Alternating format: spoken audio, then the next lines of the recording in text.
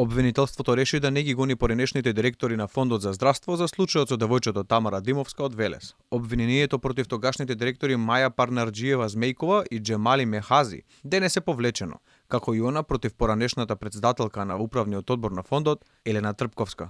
За другите 9 доктори кои биле дел од комисии при Фондот, кои пак одлучувале за лекување во странство, наместо несовесно работење во службата, обвинителството решило да го прииначи делото, со што застарува и некривичниот суд му останува само да го затвори случајот. Таа значи за 9 души извршиме преквалификација од кривично дело несовесно работење во службата, 353 член В, став 2 во врска со став 1 од КЗ во посебен член од Законот за здравствено осигурување, тоа е член 86Б, став 2, каде што е предвидена казна затвор од 6 месеци до 3 години.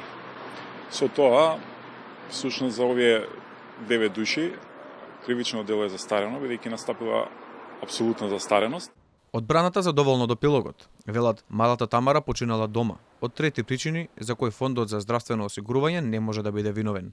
Кауза мортис, причината за смртта која е? Причината за смртта не е сколиозата, да се разбереме. И тоа јавноста треба да го знае. Значи, причина за смртта е бронхопнеумонија. Во денешно време, во 21 век, при развиена медицина, вас да ви се случи бронхопнеумонија и да тоа согласно изјавите на лекарите од брза помош и од болницата во Велес, да ви изјават дека детето е починато дома без медицински третман со антибиотици или на друг начин, сметам дека останува јавноста да цени. Мајката на Тамара вели дека очекувала пресуда со која ќе се стави крај на нечовечкото и несовесно однесување на институциите спрема човечките животи. Вели дека ова представува срам за обвинителството и за судството. Ова требаше да биде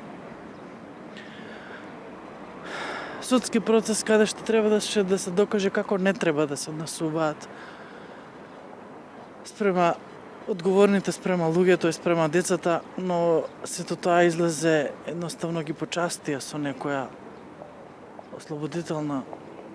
Со оваа одлука они ги почастија. Ние како семејство изгубивме дете,